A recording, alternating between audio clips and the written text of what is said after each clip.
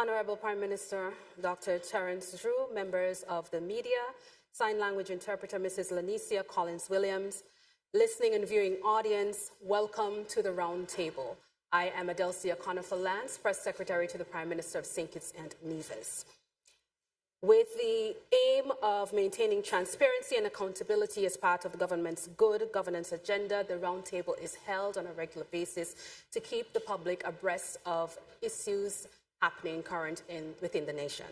With us today, we have a few media house representatives from ZIZ Broadcasting Corporation, Mr. Devon Cornelius, from the Win FM, Mr. Kevin Brown, SKNIS, Ms. Sharima Matthew, SKN Newsline, Mr. Glenn Batt, Sugar City FM, Mr. Ralston Rankin, and SKN Source, Ms. Ebony Brandon. At this point, I will hand over to the Prime Minister. He will deliver his opening statement, after which the floor will be open to members of the media to begin questions and commence the discussions. Thank you very much, Madam Press Secretary. Let me say good morning to all who are with me this morning, the media, representative from the association, I think. Thank you for being here, and to say good morning to all of our citizens and residents who are listening at this time to this edition of Roundtable. Again, this is where I sit down with the media and we discuss very critical, pertinent and national issues. This morning, as usual, I will start with a short opening. As you know, over the last few weeks, I've been very busy traveling, working abroad, working here, to make sure that we keep St. Kitts and Nevis going forward. And usually after significant trips, I will sit and update the country as to the successes of the trips and what the trips would have dealt with, so that our people are always informed in keeping with our good governance agenda, which deals with transparency, openness, integrity, and so forth. Not just by words, but by action. And so I want to thank all of you for being here today. Over the past few weeks, I've attended several high-level meetings to address the scourge of climate change and the challenges it imposes upon our federation and our small island developing states. Two notable events were the Global Sustainability Island Summit on Prince Edward Island, Canada, and the fourth Small Island Developing States Conference held in Antigua, where I was supported by Minister of Sustainable Development, Climate Action and Environment, Honorable Dr. Joy Clark, along with members from our embassies, and specifically at the SIDS4 by the Minister of Foreign Affairs, and I will go more into depth. Now, PEI Conference, that's the Prince Edward Island Conference, an island province of Canada.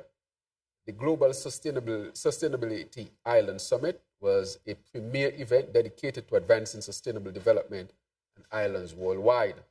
It brought together a diverse group of professionals, researchers, policymakers, industry leaders, and students, all passionate about creating a more sustainable future for island states.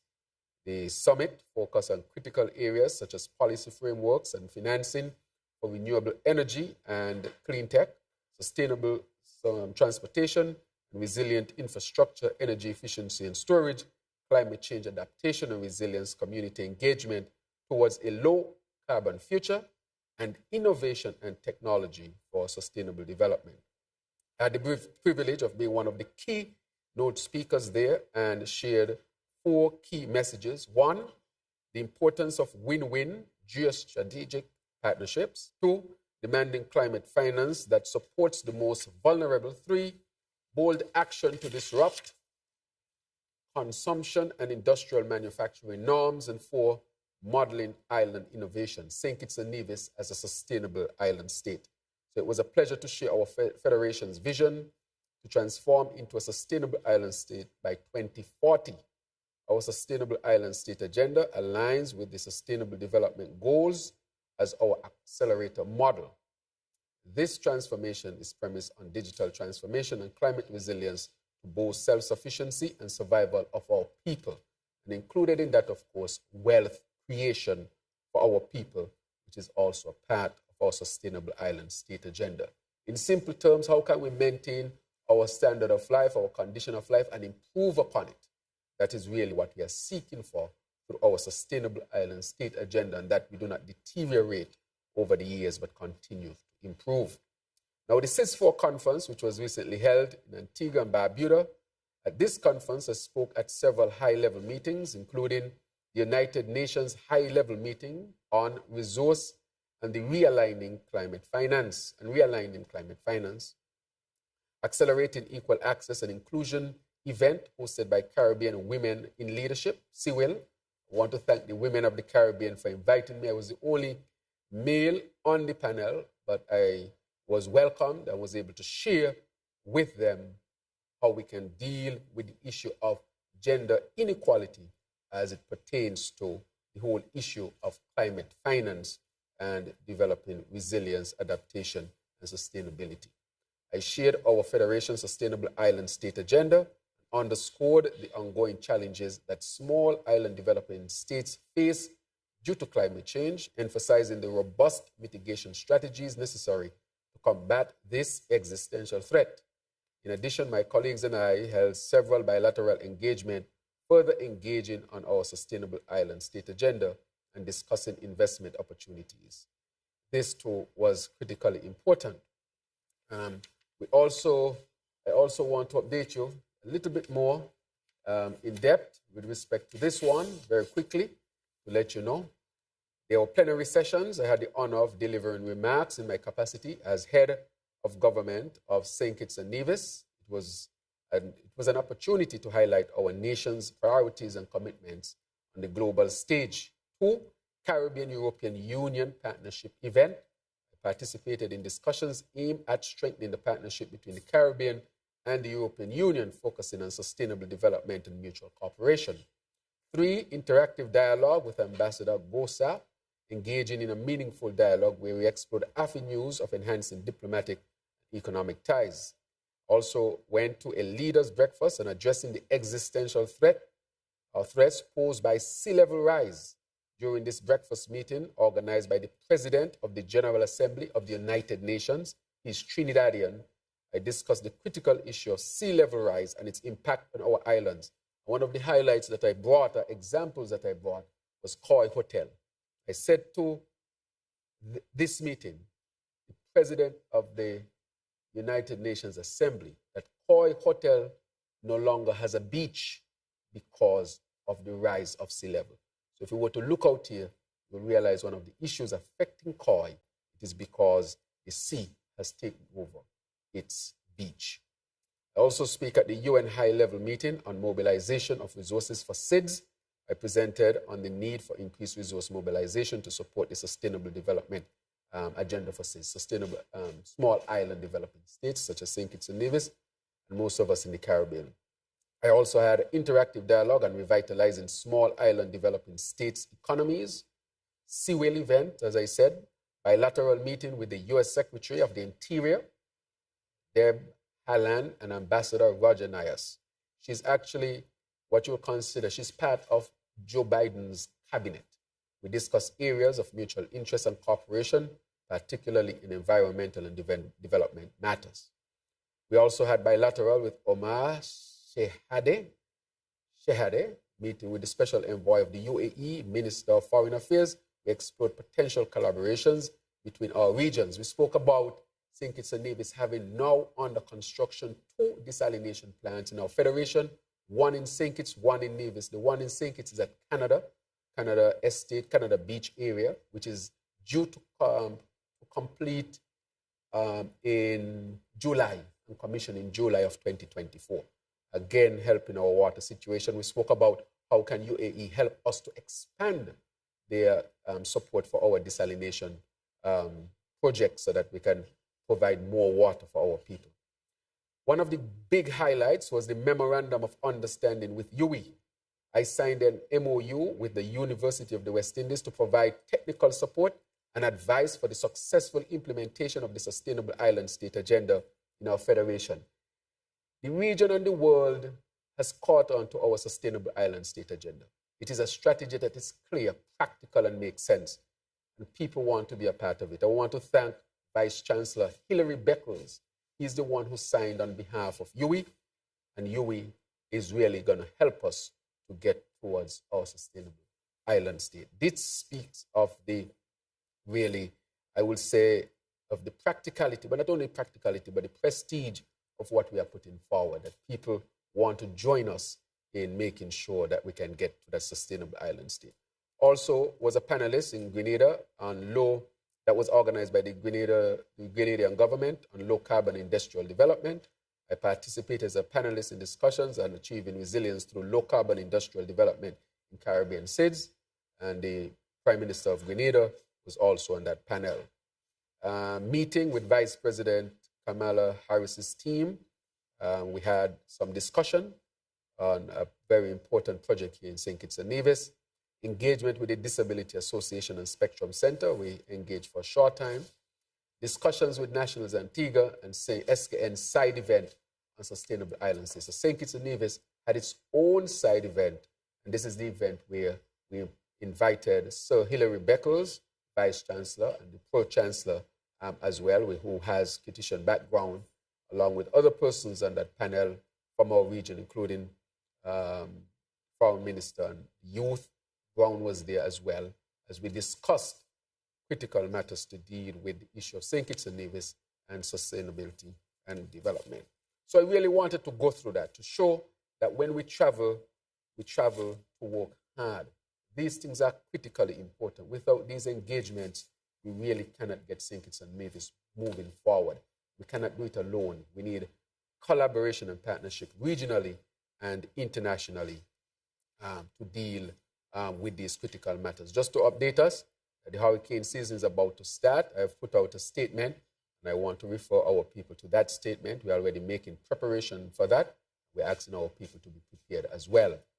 As you know, this year we'll have the SEDIMA conference. St. Kitts and Nevis will be hosting the annual Hurricane Press Conference on Tuesday, June 4, 2024 at 10 a.m., strategically scheduled ahead of the major comprehensive disaster management conference projected for December in this year in St. Kitts and Nevis.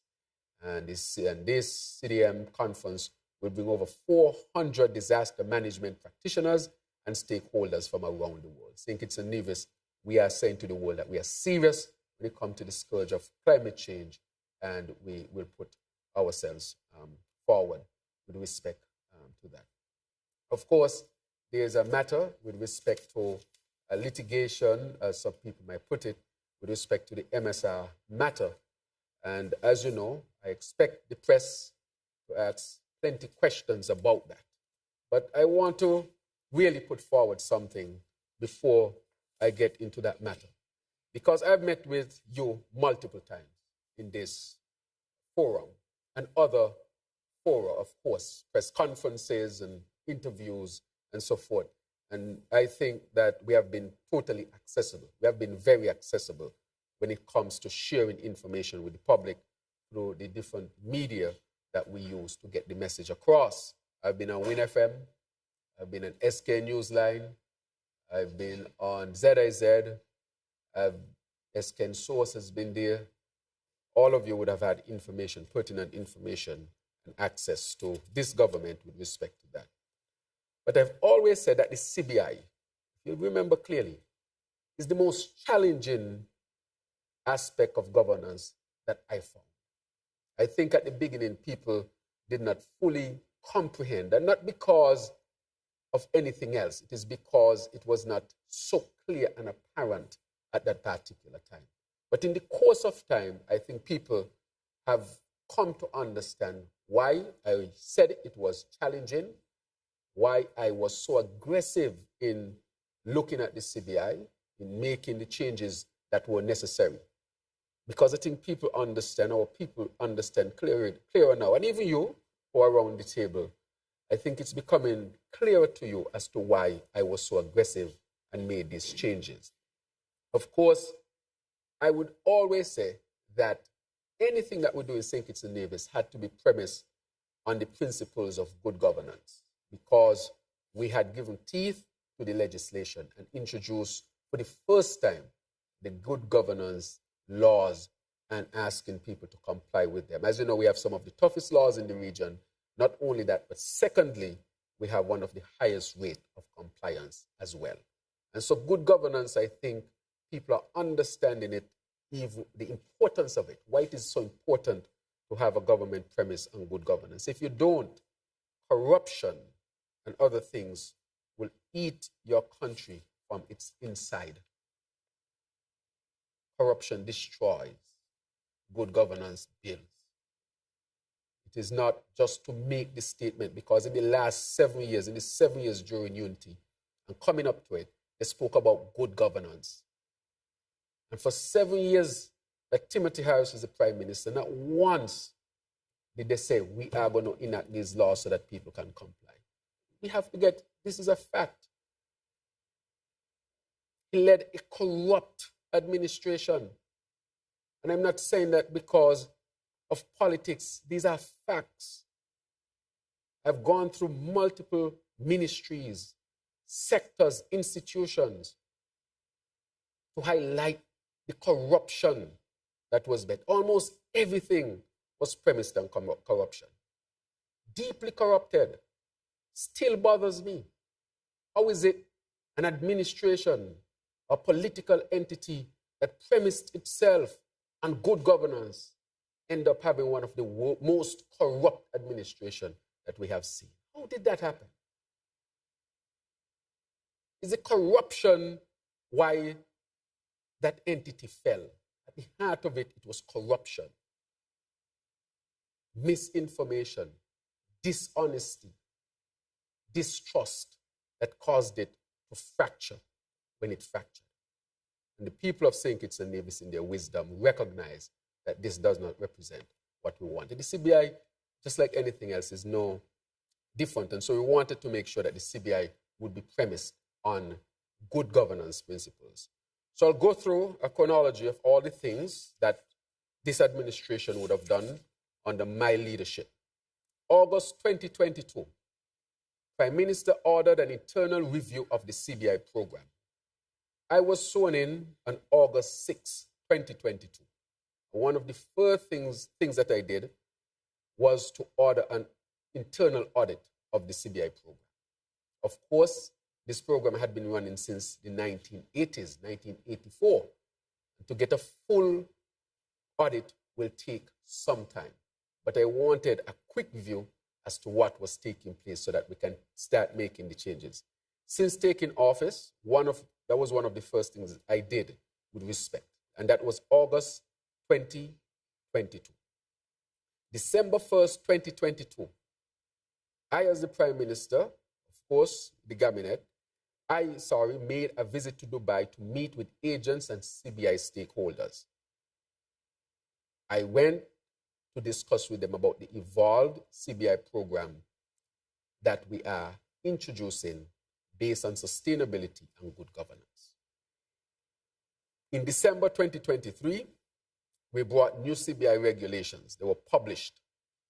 Board of Governors introduced oversee operations of CIU, review developer applications, and prepare submissions to Cabinet. Technical committee set up to review files and advise Minister. Underselling/discounting was criminalized. I want to stress on that. Criminalized. When we made the changes, we made it a criminal act to undersell or discount our CBI program. These SRNOs were made public. I spoke of them. So we are not waiting for somebody to tell us what should be done. We were proactive in saying that if anybody undersells or discounts our program, that is a criminal act. And that was introduced in December 23, 2022. Since 2022, just a few months since we took office, since we came into office. A few months after that.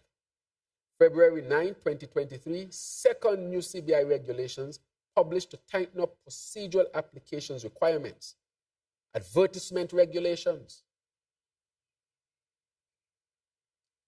because we heard that there were those who might have wanted to advertise our program as if they were selling some commodity down the street. A new international marketing agent due diligence requirements. All this was done. And we came in August 2022, and this is early 2023. Look at the many things we did between coming into office and in the first few months. On February 25th, 2023, historic U.S. Caribbean Roundtable and CBI held in St. Kitts. 6 principles agreed by all 5 CBI countries, which, of course, we move quickly to start to put in place. July 17, 2023, I attended EU CELAC summits in Brussels, and I met with other leaders, with the EU Commissioner about the CBI. In July 27, 2023, third new CBI regulations with fundamental price changes. We changed the price then. Real estate minimum, private homes minimum, banned applications from nationals of a number of countries. August 18, 2023, SKN officials met with UK Home Office to update them on the new regulations and prices. October 26, 2023, SKN officials met with the US Treasury Department along with officials from other Caribbean CBI countries to discuss progress on the 6 agreed principles. November 2023, FATF OECD November 2023 report, misuse of citizenship and residency by investment programs published. They published that. We took note of that as well. January 25th, 2024, SKN officials met with EU Visa Office to update them on new regulations and practices. This is about us being proactive. February 10, 2024, public announcement of CIDD unit to be set up to conduct continuing due diligence on economic citizens worldwide. The continued due diligence unit would be headquartered in Europe. This will ensure that citizens holding passports issued by St. Kitts and Nevis and residing and working internationally abide by the laws of the countries in which they reside and visit and international laws. We have brought this new type of innovation approach forward to continue that. Alert the Ministry of St. Kitts and Nevis citizens who are being investigated or otherwise, liaise with and report to international law enforcement, retrieve passport issued by St. Kitts and Nevis if there are issues, and create policies to mitigate and address risks associated with SKN citizens. So it's not that you come into the program and you have forgotten. We will do what you call continued due diligence. March 13, 2024, the EU member states ambassador, Coreper, agreed their position on a draft regulation which updates a mechanism that allows the EU to suspend visa travel for third countries whose nationals are exempt from visa obligation when traveling to Schengen area. 2024 Memorandum of Agreement signed by St. Kitts, Nevis, Dominica, Antigua and Barbuda, and Grenada, all agreeing to, and we saw what was in agreement. In March 26, 2024, CBI unit bill tabled in Parliament, CIU to become a statutory corporation with requirements for reporting to Parliament. All this done. There is nothing that anybody did that drove us to this. We started immediately on taking office because we were determined that the CBI and any other thing that has to do with the government, that they would come on the governance, the good governance agenda, including this. So we are not reactionary. As a matter of fact, we are ahead of the game.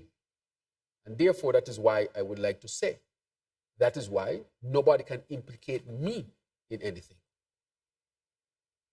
I know there is a part of it that talk about a judicial review, that those who would have gotten citizenship under the prison project, that they should be revoked. We introduced criminalization for anybody who would have undersold or who would have, misrepresented the true cost of our citizenship by investment. So we did not wait on anybody to do that. That is why we know we are ahead of the game. Nobody should be able to take any government to court for good governance. You should have good governance from the beginning. And this demonstrates that this government is serious about that. And so I'm very proud. That is why good governance is important. It is not a cliche. It is not just talk. because these type of things can embarrass countries. These type of things can turn off people.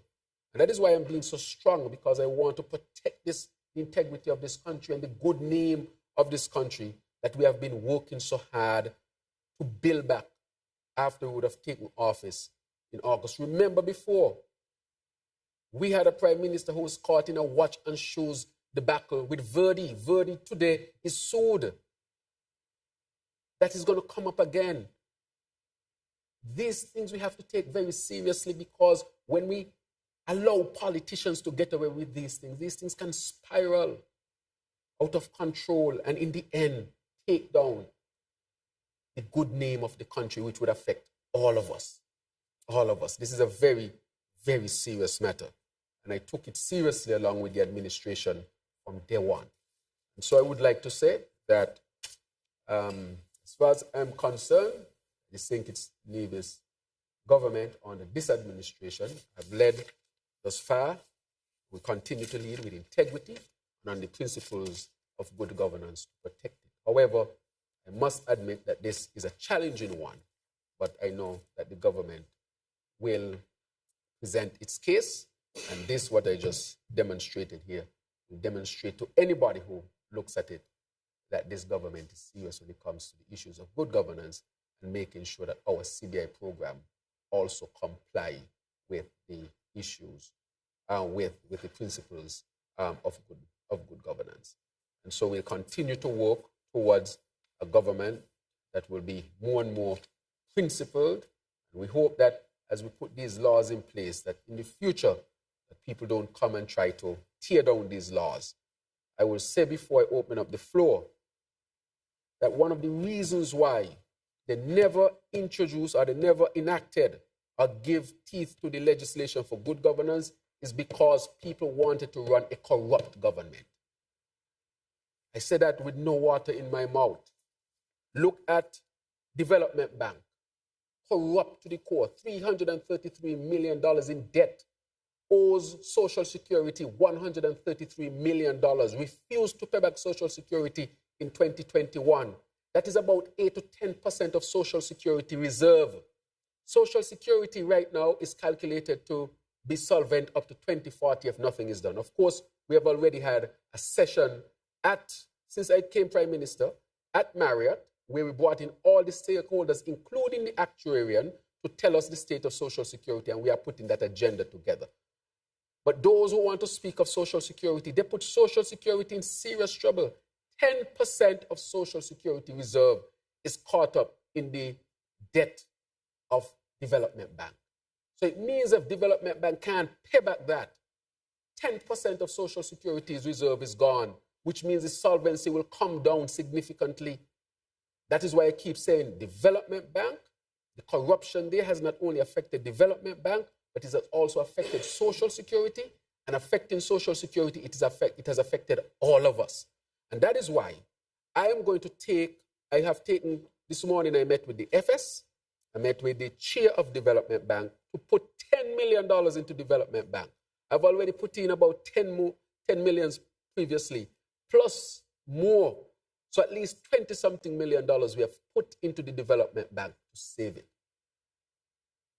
It is a critical matter. We had to take money from our savings. And I had to put that in. Otherwise, if I don't, we'll be in serious trouble. I got a call from the chair, Ms. Harris. And also, I would have been in contact over the last period with the director, Mr. Lord, who is saying that the books of Social Security will look bad if we don't address the Development matter. We were expecting to make a surplus this year. Premise on the fact that Development Bank would be in a position to service its loan. It's always premise on that fact. But now Development Bank cannot pay back its full installments because it's in trouble. And that is why we put money in Development Bank to stabilize it. Everything works together. You cannot allow any of these institutions to fail because there is a ripple effect. How did the money get from Development Bank? We know. I tabled the audit. I've spoken about it. Through a corrupt peace program that took millions from National Bank in cash, to the development bank where the money was split up in a boardroom and disappeared and unaccounted for. And when they couldn't keep up, they took money from Social Security to add to the debt at development bank to the point where development bank now could not keep up. Because cash was being, of course, channeled down a dark hole and into the pockets of cronies. And the bank at that time was run by the brother of the last Prime Minister. And I want to say that the case is coming up. He will be exposed. These are serious matters. And probably that is why I'm taking this tone today. Because I think we have hit a crossroad. This is a serious matter. Our economy has the potential to grow, but we have to fight to stabilize everything at this particular time. That is what I have been doing since we have taken office. How do we keep all of these institutions stable? Because if any of them fail, the whole thing can have deleterious effect all through our economy that can take years to recover. And that is why they must not get away with this type of corrupt practice. So development bank is in trouble because of a corrupt peace program, among other things. Social Security is in trouble because 1/10 of its reserve is loaned out to the development bank, which is not able to pay it back.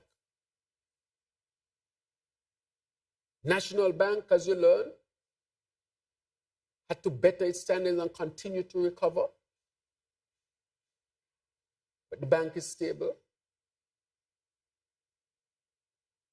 So if you go to even the central government and the many abuses, then you come to the CBI program as well. Everything was a corrupt practice. And that is why they never gave teeth to the good governance laws. That is why they didn't want to report and declare their assets. That is why they wanted to hide from the people. And so there are many other things to talk about, which I'll talk about, but I'll give you the opportunity now to the press to ask what questions you might have. So I open it up. Good morning, Prime Minister. Glenn Batt, SKN Newsline. Good morning, Glenn. All right. Now, I need to get some clarification first with regards to the CBI, and it's all related to the MSR media litigation issue. Now, if we go back a little bit with regards to the prison project, this was part of what was called the public benefit option. Now, is it true, I just want to get some clarification, that this law that was passed for this prison project to be legal was made retroactive? Is that correct? Right, so the prison project had a contract. In the cabinet, it was agreed upon. Let's go back a little bit. I see what you are asking about, but let's go back a little bit on it. If you listen to John L. Powell, there was a clip going around with John L. Powell saying that they agreed to the prison project. They all agreed. The cabinet agreed to it. What happened with the prison project is that a very high number of shares were given, 5,500, an excessive amount. As was explained by the then CEO, Lescan, that they went to the market to see what the market had and how they sold those shares on the market. So let's start that they agreed to that. When we say with the laws that we have, what we say is that this is what you agree to in terms of what the shares would be sold at. And we expect the shares to be sold at that price. I would have met with the CEO. Are we meeting the obligation of what the price that is in the agreement and in the laws of St. Kitts and Nevis? Because we are not going to accept any underselling of our CBI program. That was clear. And that is why we criminalized it. And so what we have set up in our audit, and that is why, one, we criminalize it, because we can talk all day here. We wanted to make sure that it being a crime to be clear. That's one. Secondly, we said, how are we going to find out this? Because it is difficult to find out. So we said we have to set up this continued due diligence unit that will help to monitor what people are doing with our CBI program as well. And we said the international market agents, they have to go on that due diligence process to make sure we have the right people in the right spaces. So in this sense, we are saying that with respect to our laws, you have to respect our laws. And if you don't, and we have proof, then our laws will take what action it has to take. So we said that we have to enact this in order to tighten up on it. There's another thing here. This one, it was called the AIO then, not just the public benefit is what we introduced after. It was called the AIO. At that point, it was the only one of that type. So it had what you call an exclusive. So nobody else could have gotten any other type of agreement under that heading, that specific one. There were two types, that specific one. So it gave them an exclusive. So we said if you have an exclusive, I mean, everybody else is excluded. So we said why this should be like that. And so therefore, that is why we took the actions that we are taking. So our laws are there. Our due diligence agent will be there to make sure that anybody who breaks the law, then the law has to be applied in that sense.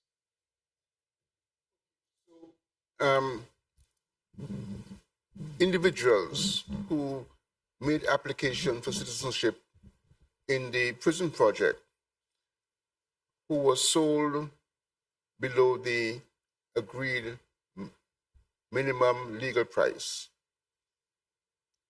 are they going to be allowed to bring their contribution up to the legal limit, or are they going to be denied citizenship? Now, the other question that I have really is it's also related to the company that's involved, Caribbean Galaxy. I get the impression that Caribbean Galaxy was permitted to do its own due diligence. Is that normal, or is it the responsibility of the CIU to do the due diligence on applications? Right. Could you explain that, please? Well, I will say that the best practice that we have introduced, and we have gone further, that we want an independent due diligence company to do the due diligence. We have enacted that. Not only that, we have also gone to enact face-to-face, because that was part of the agreement that we should also have face-to-face interviews as well, or in-person interviews, however we can set them up that is feasible. So those two things we have done. So we have made sure now, because the best practice is to make sure that the due diligence company that does it is independent, to make sure that there are no questions of the integrity of the due diligence. So we have made sure of that. That's one. And two, if there are those who pass the due diligence, which we have insisted upon, and they have not done what is legally so to be done, those things are being looked at as well, because we have to address this in its entirety. These are challenges that I kept saying that we are being faced with. That is why we went and changed these regulations so quickly so that we can bring everybody up to the standard. If there are questions that everybody is not up to the standard, that they come up to the standard. So one, the due diligence, best practice, to have an independent due diligence company, and we have gone further to sign to have face-to-face interviews, whether it be by the technology or whether it be in person, but by a reputable firm. And secondly, to say to people that it's illegal to undersell our product. That is another point that we have made. Just to be clear, the 5,500 shares that you spoke of, do you know what percentage of that amount has already been applied for or already have been approved? Remember, in Parliament, I said that the previous Prime Minister just for the prison alone, gave maybe up to 25,000 citizenships. You remember I said that? Because I think somebody here was asking for the numbers all the time. Yeah. And I said we were doing an audit because, again, this program goes back to 1984. And because this was one of the recent programs, it was easy to extract the number from that specific program. Because I highlighted that because I wanted people to see that we had to zero in to see what was going on here because of the questions that were being raised. 25,000. So that amount of money that's probably out there, is the government going to be liable to those persons, those applicants? In other words, do you have to carry out a refund operation to any of the applications, to any of the applicants on the program? We don't think so. We don't think we have to refund any applicant. As a matter of fact, the opposite question might be asked based on the amount, but we don't foresee that. We were really concerned about all the questions that were being asked and the sheer number of citizenship by this program. How many persons live in St. Kitts? What's the population? Roughly 50,000. And for one prison project, 25,000. And that former Prime Minister is talking. That is beyond appalling. That is, how can you have thought of using a prison project to offer 25,000 for citizens? One last follow-up. Going back to Caribbean Galaxy, I'm still not very clear. Were they carrying out their own due diligence on these applications? No, I don't. What happened? You have due diligence companies who, of course, are known to the CIU, that is where it is, and they carry out that due diligence and report the due diligence to the CIU. That is how it works. All right? In an independent way. So I want to make that clear as well. All right?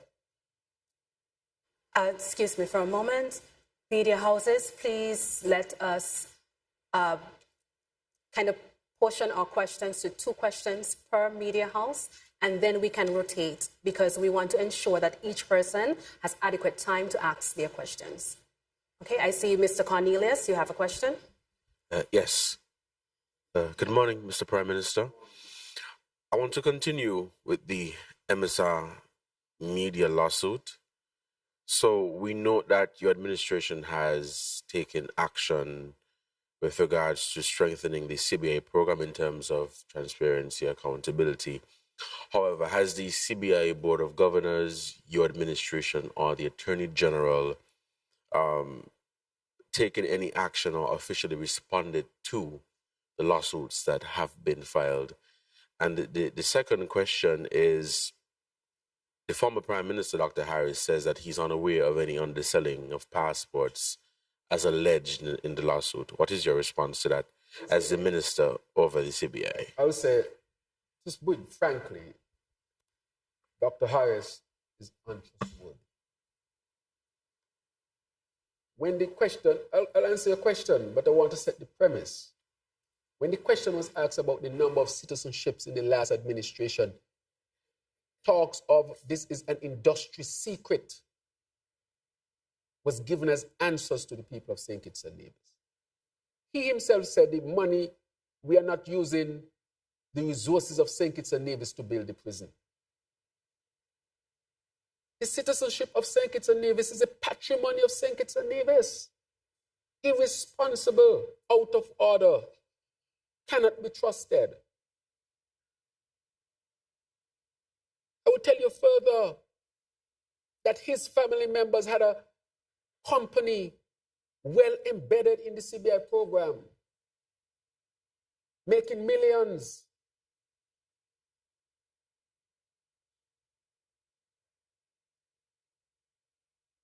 This is how close they were, and they were part and parcel of it.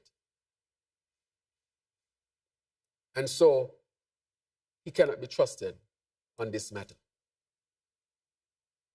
And so with respect to the lawsuit, I got it yesterday, and I immediately gave it to the to the AG about the judicial review. I am not sued in any US or American court. It is my position as the Minister of National Security. That is where I come in. I have not received any money from anybody. They can search from up and down, left and right, which has been done. My integrity on this matter is critically important. I have to protect the country and my integrity. Can you imagine if I was naming this? Just imagine if I was naming this. I think part of the saving grace of all of this is that I am not named. No evidence on me. No questions about me. I take this very seriously because I already see how this is hurting St. Kitts and Nevis. I already see the questions being asked. Of people asking, what kind of country is that? I want to tell them that this is a country of integrity. There are bad actors, yes. But this is a country of integrity and good standing. Just imagine if I was naming this.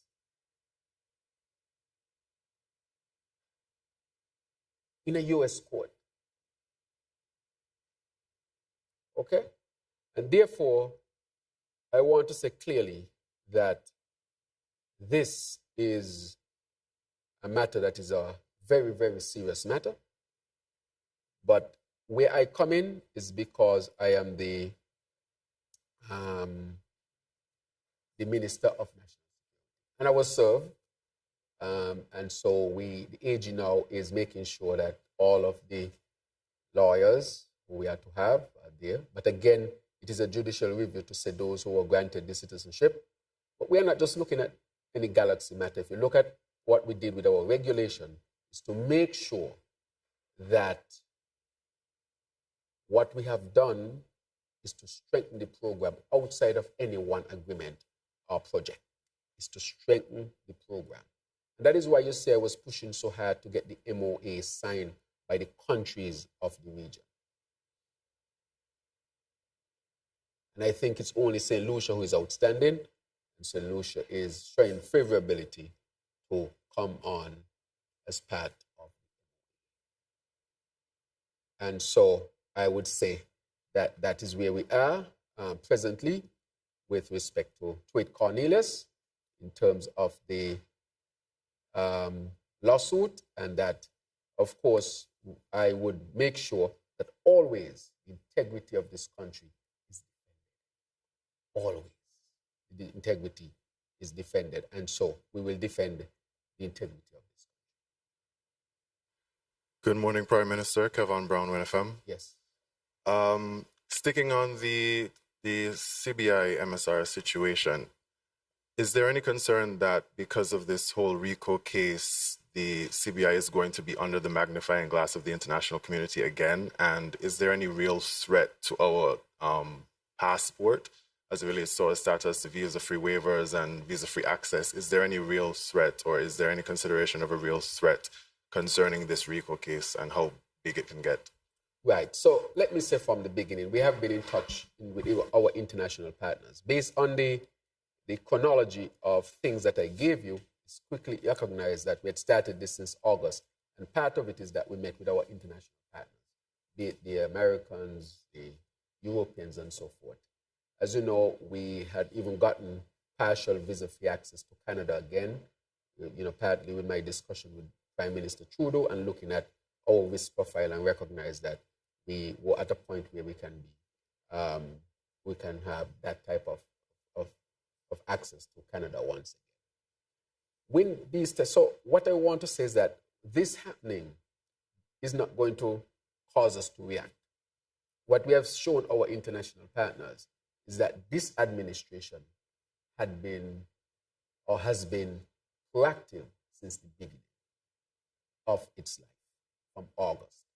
And that engendered a significant amount of confidence in our international partners. We'll continue to say to them, we are pushing, continuing to strengthen, continuing to make sure that what we do is to protect us, protect them, that we are allies in this particular endeavor. We are good actors. So I'm very hopeful and mindful as well that what we have done would have engendered significant amount of confidence in our international partners. And that is a very good question. Of course, it's never up to us. But I think what is up to us is to demonstrate how serious we are, that we are operating on the principles of good governance, so that, in a sense, they can, recognize that we are a serious country. We are serious about this matter. So that question is always asked. I cannot have 100% of the answer because all of it does not depend on us. What I can say for sure is that we have done a significant amount of work to demonstrate that we are serious about good governance, security, and anything else of interest to them. We have acted on very positively, very swiftly, even to the detriment, because of course this would have affected the program in terms of revenue. We have to be honest. It's affected us. And some of the revenue that we got from this, I'll speak about later, we have to now put in development bank and other institutions to strengthen them so that our social security is not threatened. So that is a decision that has to be made, that I made, of course, with the cabinet very recently, so that we can continue some services of the development bank, but to make the development bank and to keep it viable as an institution. We cannot afford for it to fail. So it is a high priority at this point in time. And therefore, that is where our actions are. But your question is an excellent question. The answer to it is we have done and continue to do all we can do to show that we are serious about protecting this and make sure that this is not a threat to anyone, preserve our relationship in terms of our visa waiver. However, all of the answers are not always. But we hope, and we have seen signs that what we have done has engendered goodwill from our international partners. Good morning, PM. Allow me to move a bit from the MSR lawsuit and speak about the crime situation or the safety of citizens and residents. So the government has recently demonstrated its commitment to combating crime and illegal use of firearms. And look at the recent gun amnesty initiative. Are there any other measures being considered to amplify this commitment? Okay. Which one was that? Crime and safety. Yes. The commitment. Just give me that question again. Are there any other measures being considered to amplify the commitment to combating crime? Yes, of course. Thank you very much. So we have been doing a significant amount of work. I want to say today that we have invested significantly in the Ministry of National Security. We have invested in social programs as well. One, when it comes to mental health, we have increased the number of mental health practitioners here in St. Kitts and Nevis. Secondly, we have invested in making family counselors available. We are going to increase that number significantly. We are going to embark on building out our unit to deal with mental health and drug abuse. We have a capital project to do that. And so mental health is being built out significantly. That is part of it. The other thing, our approach of dealing with crime and violence from a public health perspective, we are coming to the point where we are getting ready to implement. We have done the necessary studies on it, get the necessary task force, and of course, this involved Dr. Isben Williams, and we are at the point where we are now going to start to implement a number of actionable moves to put this in place. So I'm talking about the social aspect. We launched the Elevate program, which is a program that took us some time because it was data-driven, and it is a program that can be replicated across different countries, across different communities, of course. And we have invested significantly in that. So we are looking at the social aspects of crime and violence prevention. That is why I started there. Because now when you come to the law enforcement standpoint, we have done a whole police recruitment class since COVID. We have bought a significant amount of transportation. We have invested in new technology in terms of CCTVs and other types of technology. We have restarted the K9 unit. So the K9 unit is back on board. And we have established what I call weekly meetings with myself as the Minister of National Security, with all the heads of the agencies that come under that ministry to look at violence and crime from a comprehensive perspective so that the police, military, and all other law enforcement agencies are working in tandem. This week, we saw that we had the RSS, who is here with us, the leadership, and they come to do some specific courses as far as helping us to build our capacity to deal with the issues. But I want to say that recently, I think the police has recovered a number of firearms. They have made a number of arrests. The court is doing its part. What we are seeking to do here is to create a long-lasting program, our approach that will help to get rid of the scourge of not just crime, but violence in St. Kitts and Nevis. It is challenging because our borders are porous. Most of these guns come through our porous borders. And I want to say that we have approached the United States, who's working with us and the region to prevent these weapons from coming into our region as well. So it is local, regional, and international. I want to thank the RSS for the work that they have been doing thus far and thank our international partners, namely the Americans and the British, the Europeans, and so forth, who have been helping us. It is not going to be easy, especially because, again, we came from a corrupt peace program that we need to speak about. And we are now seeking to implement a transparent, open, evidence-based program, which is being implemented as we speak at this point. And we'll continue to invest. There are some areas that we're going to invest in, including new units, new type of approaches, which will be revealed at a later time.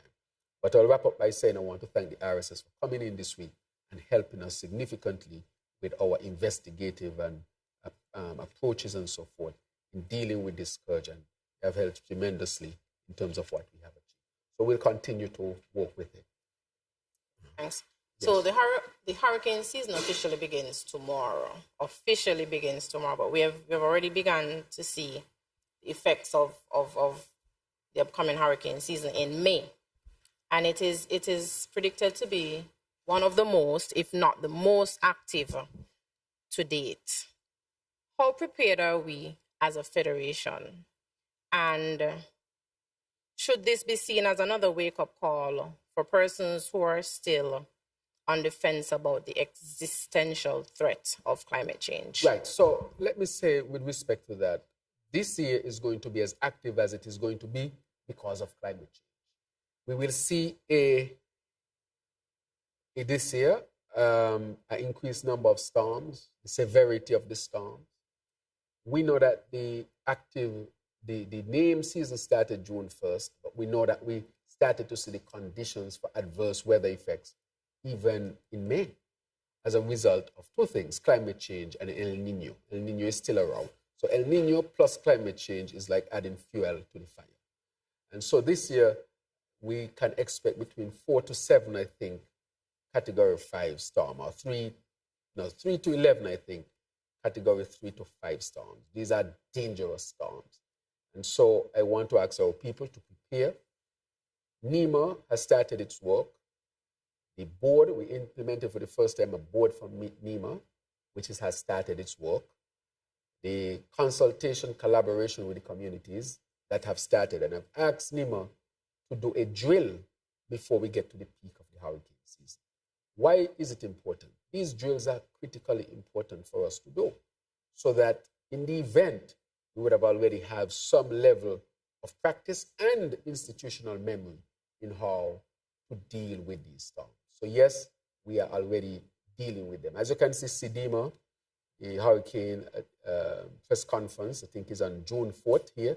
And at the end of the year, CDEMA will hold its annual conference here in St. Kitts and Nevis, where we are expecting over 400 persons who are experts in the field of weather, climate, adverse events and so forth.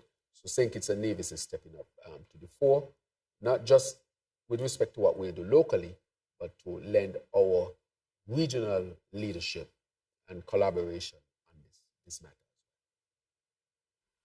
Yeah, good morning, Prime Minister, Ralston Rankin, Sugar City FM. It's been a while.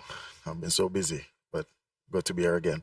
My question, and I'm gonna stick on my colleague with in terms of the crime, as she just mentioned.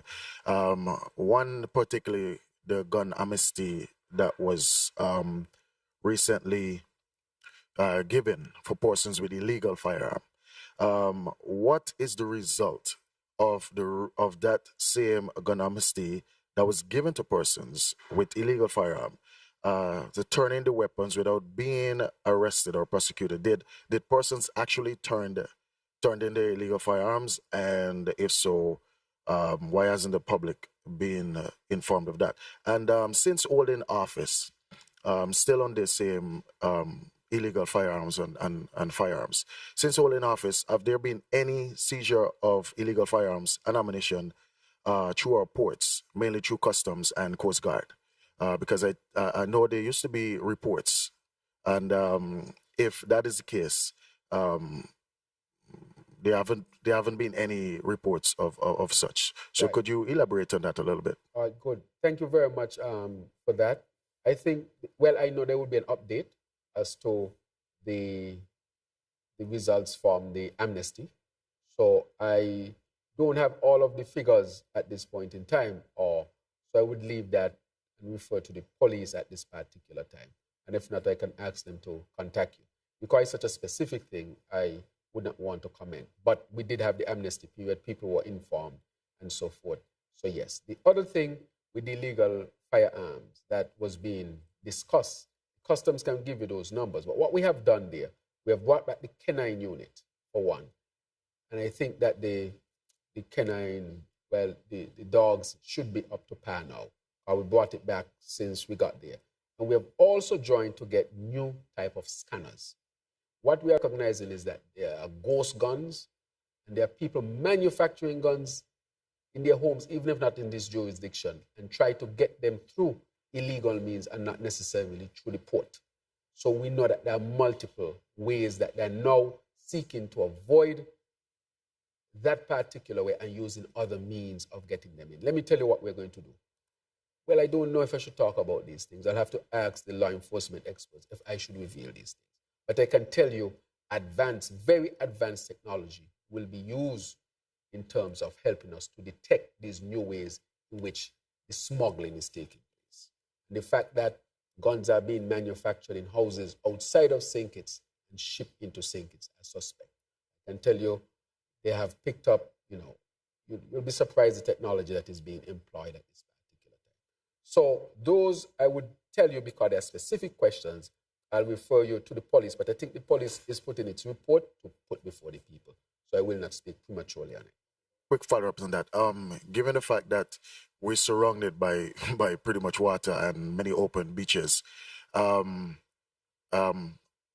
technology that you're saying will likely to come on stream, will that yes, be a big factor in terms of the Coast Guard? Because, okay.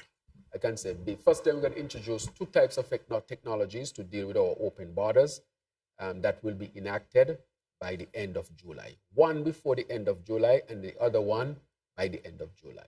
And so that will significantly enhance the Coast Guard's guarding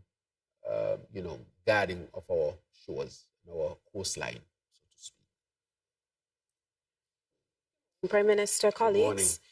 The first question I'll ask broadly in the interest of time, and this will have to do both with the issue of the CBI, areas of corruption that you have referred to several times in the press conference, and that is with respect to existing and newly enacted legislation. Not all laws have retroactive impact, and so with specific relation to those two areas which we've zoned in on this morning, both existing and newly enacted legislation, are we going to be looking back for persons who may have broken laws and see if these are areas which need to be criminally prosecuted and passed into the hands of the DPP. Right. What we are going to do, and you ask a good question, that is why we're going to set up the unit called the continued due diligence as such. At any point, if anybody would have broken any of the laws, I think it is important, and this is no different.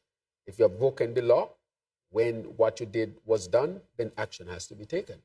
Now, with respect, and I see where you're coming from, with respect to the selling, we brought a specific criminal part of the SRNO if you're on the sell, and I think I gave the date with which when we did that. Because there could have been an argument whether it was a criminal act or not. And to eliminate whether it was or not, we introduced the law at that particular point. However, and so it will start to be enacted. So that will have to be looked at very carefully by the legal people to see how far back you can go. What we would not ever compromise, in addition, is our due diligence. And that is why, even if you bought the citizenship years ago, we are going to set up a unit that can still make sure that you are compliant. So with respect to the retroactivity of this particular law, that I know is being looked at. And the thing is, if anybody breaks any law at any particular point, they should be prosecuted. But in terms of the specific that we put in, that would have to be looked at as well. That sufficiently answers that. The other one I want to ask is in your capacity as finance minister, because so many people here in St. Kitts and Nevis were affected by the Republic Bank issue and the post-dating matter that went back as far as 2022. A lot of people had their bank accounts wiped out. ECCB did issue a statement saying that they were going to look into the matter, but their scope to take action was limited, and protections for those persons in terms of recovering the finance was still thrown back into the hands of the bank, who had to provide some means of settling the debt that is now incurred by them through no fault of their own. Are we looking at legislation now that this issue has arisen? Because I don't think anybody would have anticipated something like this occurring.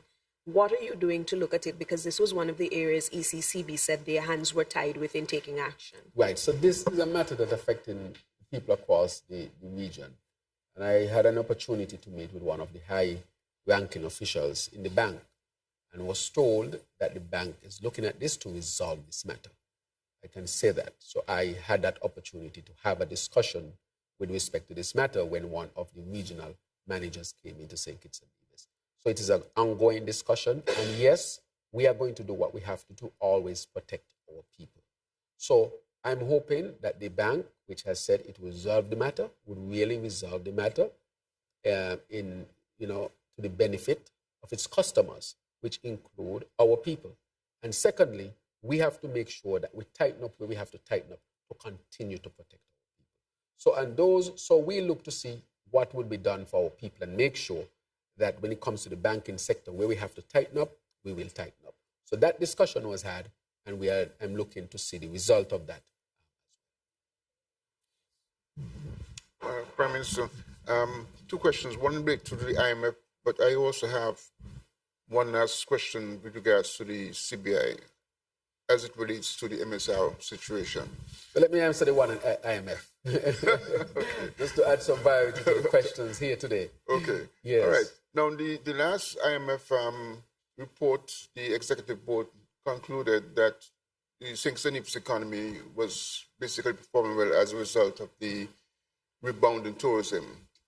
But it also points out that the CBI revenues are going to be declining significantly from about 54% of gross domestic product all the way down to about 10% by 2028.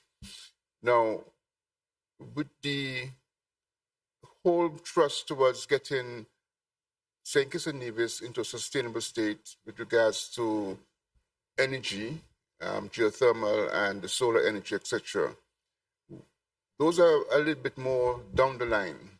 So between that medium-term range and current, there's going to be like a gap. How does the government plan to stimulate the economy, generate employment, generate foreign exchange income during that gap period between now and when we put all of that energy capital into play? Right, that is an excellent question, that for multiple reasons, because that is the crux of the matter. You see, let me premise this on going back just a little bit, then I'll get to it, of course. Where are we? We took over an economy that was in deficit post-COVID. Again, it would be understood if you're in deficit post-COVID, but we were told we had a surplus. That is a dishonesty that I'm talking about. Even when it's no room to be dishonest, we were getting dishonest information from the previous administration. So you know that was the case. The economy had become almost singularly dependent on the CBI program. And if you remember well, all the things that I was saying is that we have to diversify the economy and wean ourselves off of CBI. You see what happened here? These are the reason why. This is why I said we had to act quickly, strengthen the program, and quickly start to move on. So how are we going to do it? We are going to look at other sectors and build them out so that the economy can have multiple legs instead of one big leg and everything else small, so to speak. That is why we are expanding tourism. We have brought in a lot of, we have increased our airlift significantly. And as a result of that, we have seen an uptick in tourism receipts. We have seen an uptick in tourists coming to stay at our hotels. I was with the owner of Park Hyatt recently, and he says his occupancy just this year has gone up 10%. 10%. He said that's the best he has ever had. I said, PM, this is the best I have ever had. And this is because he's benefiting from the additional airlift from North America, for example. We have also expanded the flights. The flights go down to August 31st instead of ending in April, May.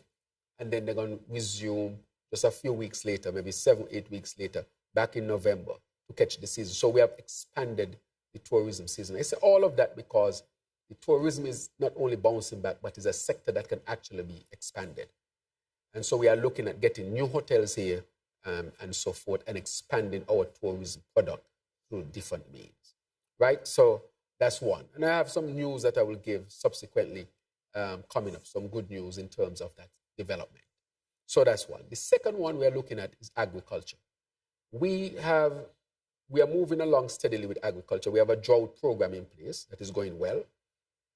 Fisheries we are investing in. Just last year, our fishing industry brought in $15 million, significant amount.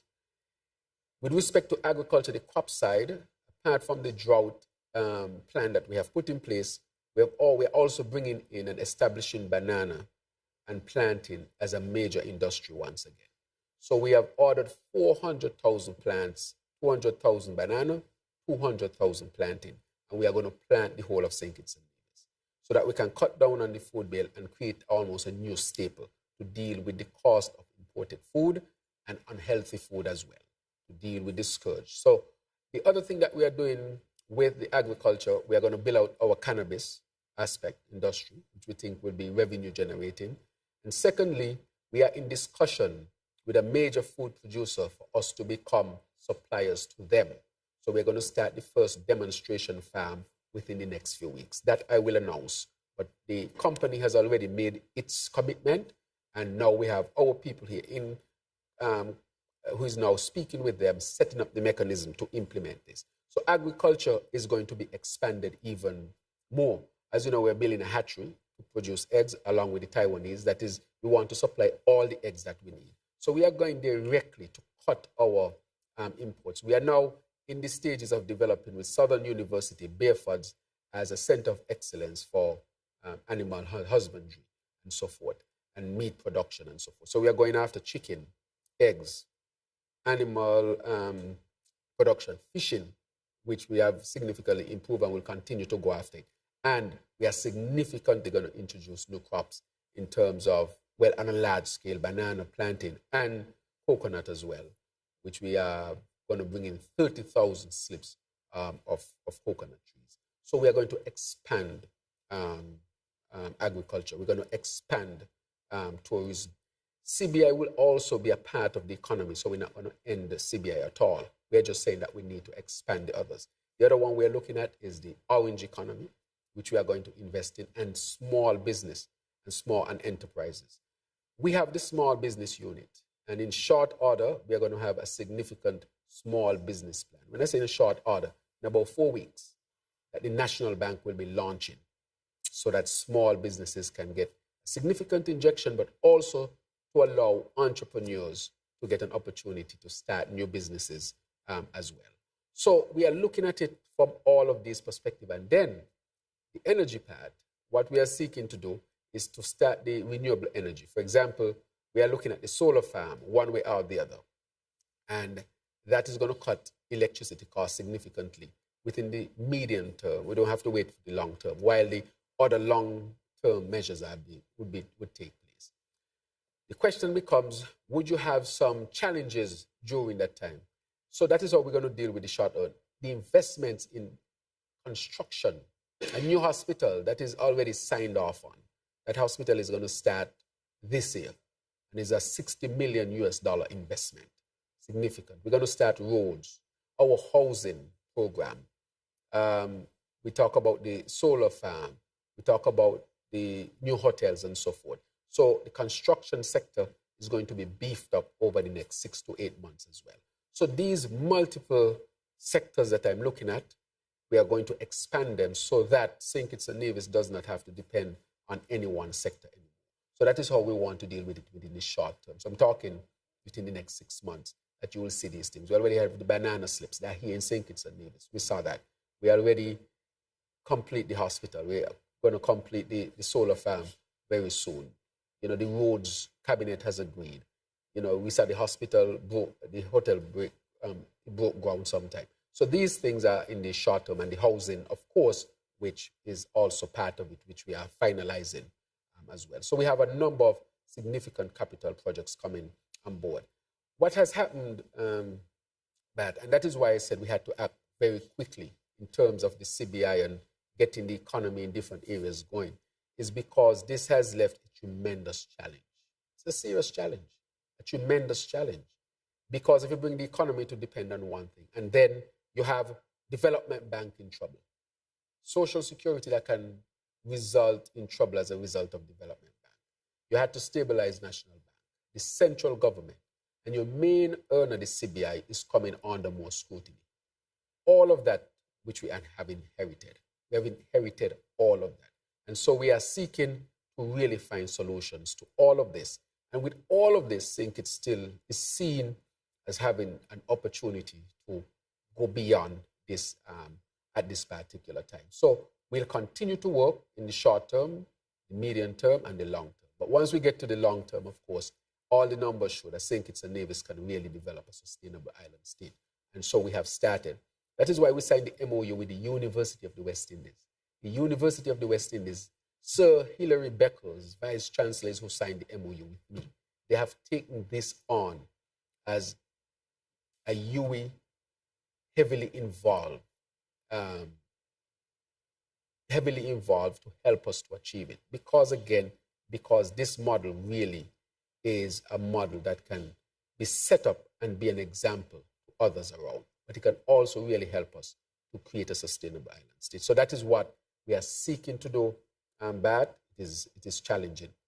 One of the things that I will say, with respect to what the IMF would say about the dividend and so forth, I mean, people will go in and pick out what they want.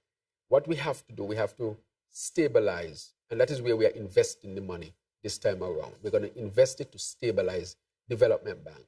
If we don't do it, Social Security is going to look bad.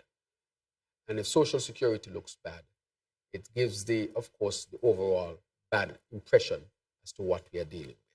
But two critical things that we are going to do to help our people is the pension plan for the GAE workers, and we'll start the children financial education and saving plan. That plan is going to come on in September. So when students go out to school in September, they will have their account with $1,000. $500 will be in savings, $500 will be in shares, and we're going to give them shares.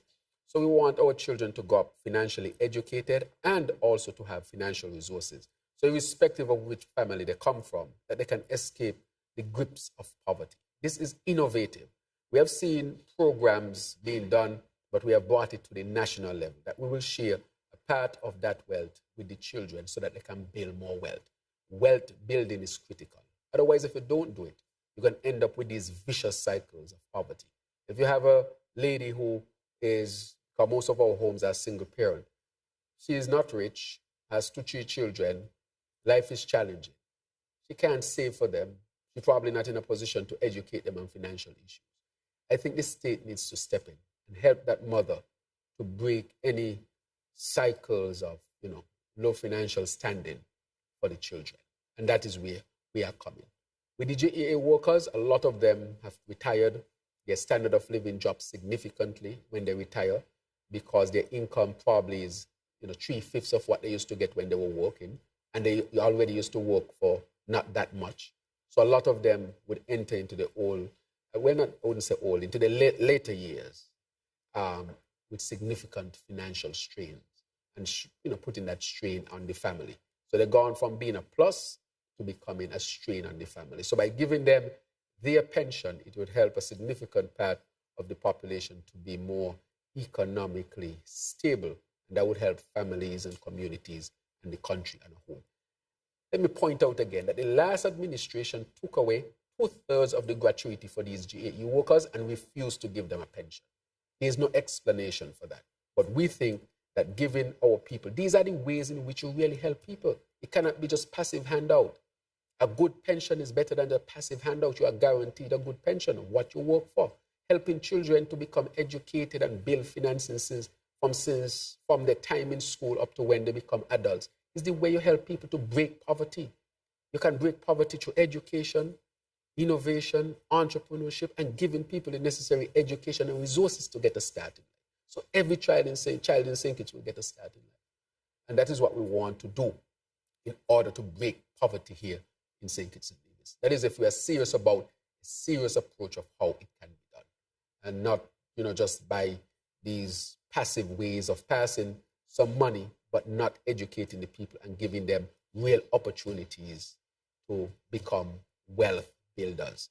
Wealth creation has to be a fundamental part of creating the sustainable island state. And to ask a question with regards to the MSR litigation issue, the lawsuit, the federal lawsuit, names a minister who is in your cabinet, and also it refers to a WhatsApp conversation with regards to your Attorney General and a well-known socio-political commentator. What's your view on that? How are you going to tackle that issue?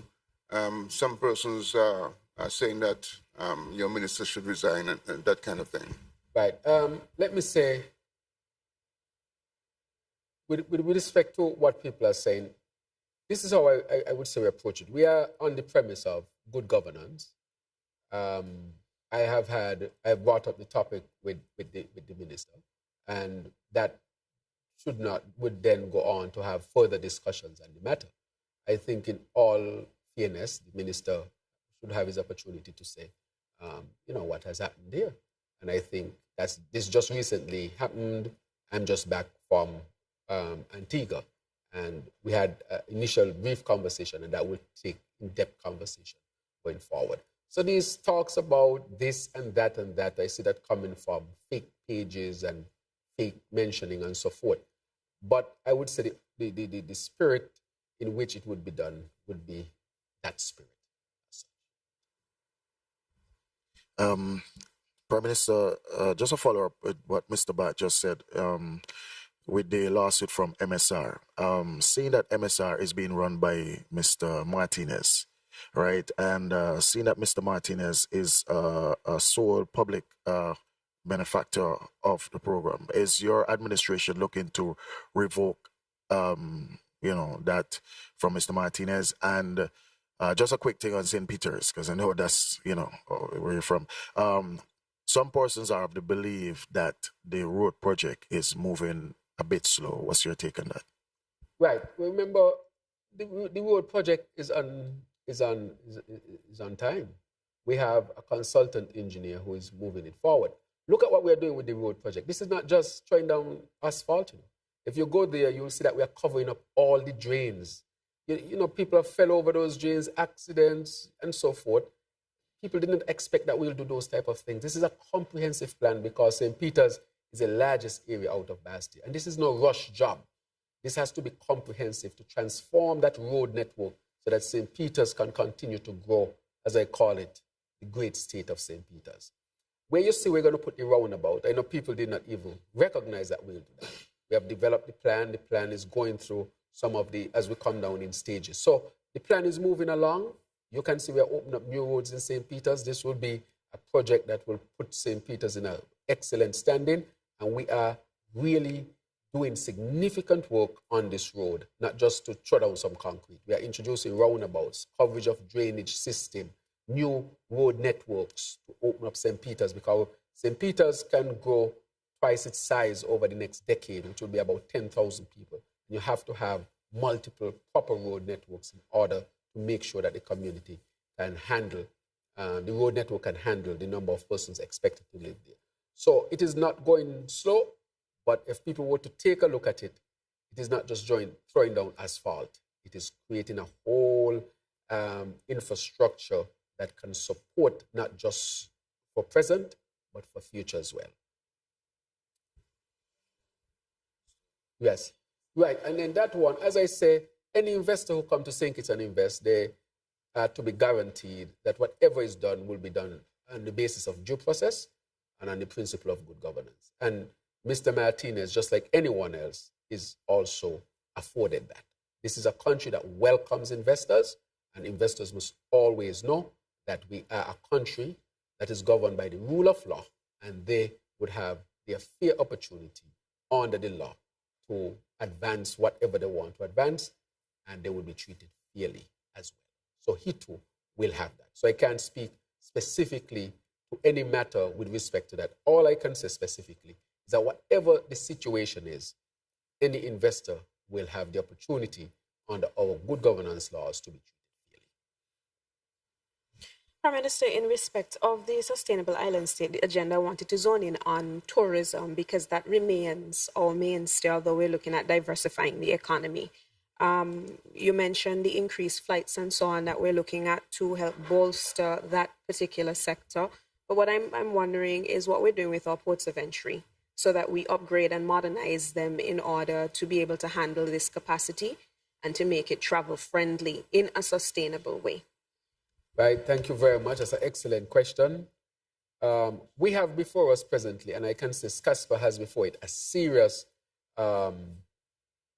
proposition, so to a serious plan. An investment group has put forward a plan to SCASPA, which is being looked at. I say that because that investment plan is to deal with the upgrading of the airport in terms of building jet bridges and so forth, and also to do some work at the port and at the customs and so forth.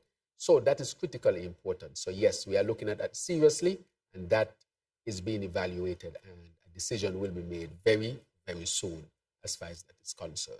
Also, Kayanjet is looking to expand, to enhance its offerings to people who come here. So that is also part of the plan. But presently at the port, as you know, we have done the tarmac, so the jets can now come in. Before they couldn't come in. Again, that was a serious problem. Already you had major jet airlines were saying we may not be able to come to St. Kitts because look at how your tarmac is, the disrepair that's in. We have resolved that. And so they are coming in along with the new flights. We have introduced kiosk machines, which means you come in and your experience, you take your 10 seconds to go in and do what you have to do and clear immigration. You get a printout, you show immigration, you are gone. And that has helped tremendously. We have come up with a plan to bring immigration, SCASPA, customs together to create what you call the airport experience. We have some challenges because one of the belts went down, and so we are fixing that. But the idea is when you come in, you can get you as quickly as possible in a safer way as possible as well. So we have invested significantly in the kiosk machines. But even beyond that, we have made sure safety. We have bought a new fire appliance for the airport, and we're going to increase the number of firefighters there to make sure that we are in compliance. But that fire appliance was critically important for us to advance, to upgrade our standing, our certification, our rating as an airport as well. So to say it this way, we have a serious proposition before us now. We have looked at multiple of them in terms of the upgrade of the airport, and we are going to give a answer to that very soon. I'm talking weeks. So that is another project that can come on board as well. We have a number of projects before us at this time. Prime Minister, St. Kitts and Nevis's voice was undeniably heard at SIDS 4 in Antigua. Do you feel enough was said this time around to encourage real action by larger nations, especially in the context of timely access to financing? Right. Well, that is a very good question. Taking this issue of climate change more and more seriously in terms of the helping and collaborating with the SIDS, small island developing states. We cannot do it alone. It needs a lot of resources, financial, human resource, intellectual capacity, technology, all of these things. And with all of this, you still need these large nations to cut their emissions. Because it does not matter what we do. That is why we have to do it as a global approach. Because if we have all the money to do all the things to mitigate, but you're still up in North America producing significant amount of emissions, continuing to damage, which will continue to damage the climate. These changes will eventually lead to stronger hurricanes, hotter summers, more heat waves, lack of water, rising sea levels. So we can't do it alone. It has to be in collaboration. And I think that point is coming across more and more based on those who came to the conference, the way they were represented. And I think SIDS 4 is also a watershed moment. The last one was held a decade ago. People are recognizing that it's critically important that we collaborate and work together so that all of us can survive. Nobody in Europe can think, okay, I can just emit as I want to emit, and I will not have any repercussion. You will have repercussion no matter where you live on this earth. So yes, I think so. My two last questions. We know that because of high inflation and interest rates, there's a cost of living crisis currently. How are our social protection programs holding up against that cost of living crisis? And has there been any influx or increase in citizens and residents on our social protection seeking support? And on a more regional front, the Transitional Council in Haiti appointed a prime minister recently. What are your views on the appointment, and how effective do you imagine the appointment will be in moving Haiti out of its current crisis? So let me touch on the Haiti matter. As you know, CARICOM was significantly involved. And that was one of the things that I was thrown into when I was sworn in as the prime minister in August of 2020. We have made significant progress. As you know, Henry was interim. He held it. He has moved on. I want to wish him well and wish his family well. And I developed a rapport. And then we formed this new group, or this new group was formed, of course, in collaboration with CARICOM and others. But of course, this is Haitian. The Haitians at the end of the day were the ones who determined this. We always think that this has to be Haitian-led. And so it gives hope because, as he said, this is to bring the people together, and many persons are at the table. That is what gives this so much hope. And then you will have a peacekeeping force there to help to stabilize the gang activity. So at this point, nothing is guaranteed. Let me say that. But it is more hopeful than before. That is how I would put it. Nothing is ever guaranteed, but it's more hopeful with respect to the matter. All right? Yeah, the cost of living is a critical matter. As you know, we had put a task force together with respect to the cost of living. And a lot of the issues with cost of living is because of imported inflation, as you said. If you're going to eat a Kellogg's cornflakes, it costs more in America because America has inflation as well. If you buy it at a higher cost in America, by the time it comes here, it will be at a higher cost. There's hardly anything the government can do to cut that cost. And therefore, that is why we say Our people can look to alternative brands. For example, from the CARICOM region, where we can save sometime up to 40+% on the same type of product, maybe not the same brand. That cost of living on these products coming from North America and Canada and so forth, the government will be able to do very little, because that is what you call imported inflation. That's one. What we have done, we have subsidized significantly. In terms, we have some zero-rated goods so that they can be as cheap as possible. We have also done a number of things in terms of outreach, through feeding programs, so that we make sure that all people have access to food. People are taking other actions at the community level as well. We have increased to some extent also the offerings from our social programs, not just the big ones that you are hearing, like the lift and so forth, but the food programs, uniform support programs, all sorts of other programs that we are dealing. For example, the Children's Medical Fund is one of such offerings, because with the difficulty people going through, we don't want children to be dying. We have been able to help a number of children, including young Shavon, who I think all of us should be praying for at this particular time, who is undergoing treatment. That is a social program as well. So we have seen some more people reaching out, but we have been able to help a lot. Remember, a lot of people went back to work as well, and that has helped tremendously. I know about this because I had a foundation during the pandemic that delivered food for people. And I used to deliver food for middle-class people. A lot of those persons have gone back to work. So overall, people have improved significantly. Not because I'm saying so, but because my foundation, we have the data. We know how we delivered to people during the pandemic. Of course, very, respectful way. And we deliver significant, tens of thousands of dollars, hundreds of thousands of dollars worth of food and so forth. And a lot of those persons who we supported, a lot of them have gone back to work and their situations have improved.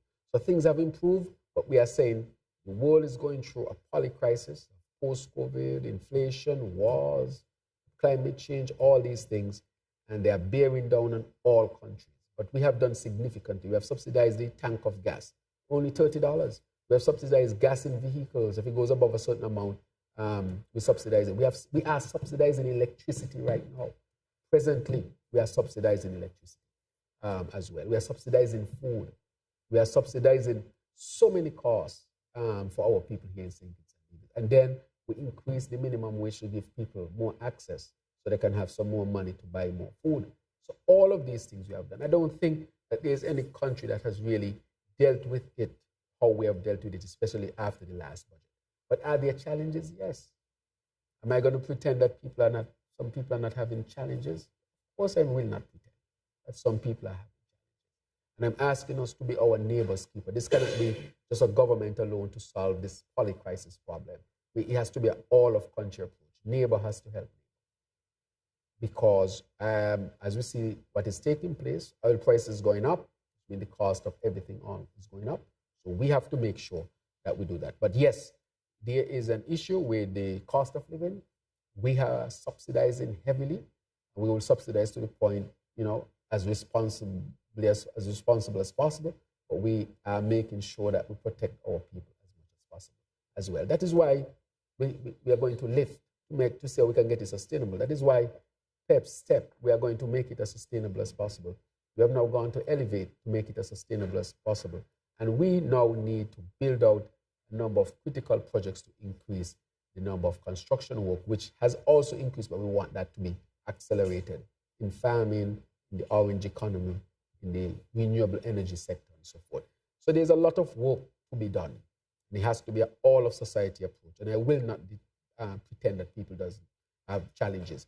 One of the things I would like to say, with all the talk during the COVID, and people had it hard. I think sometimes people don't talk about it because of how traumatic it was. Because if people were to go back to talk about how challenging it was for them, the horror stories you would hear would really be daunting for anyone to stand for long. And so I think to some extent we want to forget that period. You had real middle class people who couldn't eat food. So when people want to give the impression that things are more difficult now than then, I tell them no. Because I had a foundation working with good volunteers who went door to door, even delivering sanitary pads. This is how serious this was. So I just want to remind us of this traumatic experience, but not in the sense of harping on it,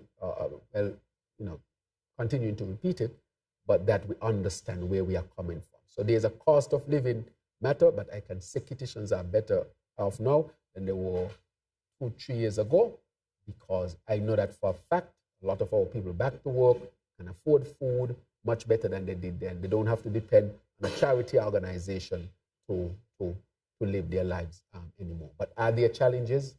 Yes, there are. And I will never pretend that they are not. That is why we are seeking to work and deal with this. Two final questions for me, Mr. Yes. Prime Minister. Regarding the Bastia High School, where are we at this present moment in terms of construction, the start date for construction? And the second question has to do with a topic that has been a topic of discussion for quite some time, and it has to do with fair share, where you spoke about the World Bank being involved in working out the fair share between St. Kitts and Nevis. Is Excellent. that still Yes. an active matter? Yes. What is the status of it? Right. No. Excellent question, Cornelius. And the World Bank. The World Bank is an active matter. I spoke to the FS about it. She's getting the final documentation and information on it. So I'll be able to update the information as to where the World Bank is.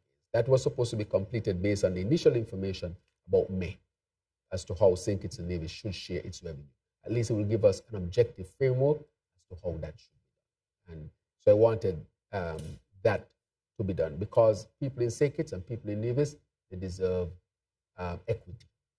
Always fight for that. For example, my children's medical fund helped divisions as well. And I've been helping division. It's just that this last case was a big public case and people came to see how the fund works. But that is how the fund has been working. That is why we had no child die between 1 and 4 in St. Kitts and Nevis last year. Not one died, neither in Nevis nor in St. Kitts. Or the children who had problems and so forth, we were able to send them out to get heart surgeries. Children from Nevis and from St. Kitts. No one is discriminated. When they're from Nevis, we work with the local, with the NIA, because the NIA has its plan as well, and we collaborate to make sure that the children get help. But remember, these are children who necessarily have to go away for life-saving medical intervention. Okay, because for the most part in the Federation, children go to the hospital and they're taken care of. For free. So I just wanted to speak to that. And the children savings and financial plan will also impact the children in Nevis. Every child as well in Nevis will get their account, so they will not be excluded. So the Nevision children will not be left behind under this administration. They will get their equal share or their equitable share, let me put it that way. The other one with the Bastia High School, as you know, the Minister of Education, Deputy Prime Minister, revealed the initial concepts. I think he did some consultation, and that will then go into preparing the official plans. The start date, I don't have, but I can say the land is clear, the topography is done, the drawings are being put together, and we are seeking to move expeditiously with that. But I'll see where he is with that one. Now, some might ask why the hospital before the school. Based on climate change and what we are expecting, that hospital that we have going to have a hard time standing up to that. People may not see it now because the hospital as a building, there's no crisis. But if you are hit and the hospital goes down, the question will be asked, you Prime Minister, Minister of Health, medical doctor, you have been talking about sustainable island state and climate change and stronger hurricane, and you did nothing to make sure we have an institution that is the most vital of institutions in good stead. There's no institution more vital than a hospital. It is the resort, the last resort of everything else, preserving life and preserving health. And so we want to have that institution be up to standard to deal with the scourge of high climate change that will serve the whole of the Federation. We will make provision as well. So because divisions have to come over for any type of medical care and treatment, they would have access to it as It is not barring our people from Nevis at all. They already come over for dialysis treatment, and so it will be an institution in the Federation that can take care of our people. So yes, so the hospital is going to start this year. There are going to be a number of consultations. The concept is there from the health workers, but we want the community to give their input as to what they think the hospital should look like. So we're going to create what you call a health city. Health city with the hospital, the university, Ross. We're going to do a research center, private medical businesses. We want to do 2 different types of clinic, primary clinic, a cardiac clinic. We're going to have MRI services. Well, the MRI building is being built, CT scan services, neurological services. A lot of new specialties are being offered. It's the first time we have had so many specialists in St. Kitts. And we are working hard to continue to improve health. I say to people, if you want to know if a health system is worth its salt, look at the children's mortality, whether children are dying or living, and whether mothers are dying. And we are doing well on the 2 fronts. So we know we have matters that we've been working through, like the wait time.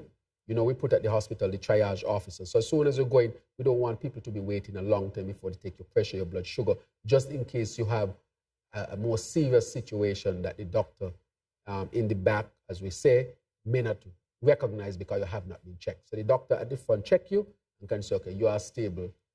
And then that would help to really streamline the services. And I want to say to our people, when you go to A&E, it is not a first come, first serve service. We serve people based on the severity of the illness. So you can be there for 12 hours and somebody just come and go in front of you. And 20 people go in front of you because you come because your pong you need, no bleeding, no broken, you just have a pong. But you have people coming with heart attack, strokes, asthma problem. I mean, it's logical that those who come in with life-threatening or critical and emergencies, that they should be seen first.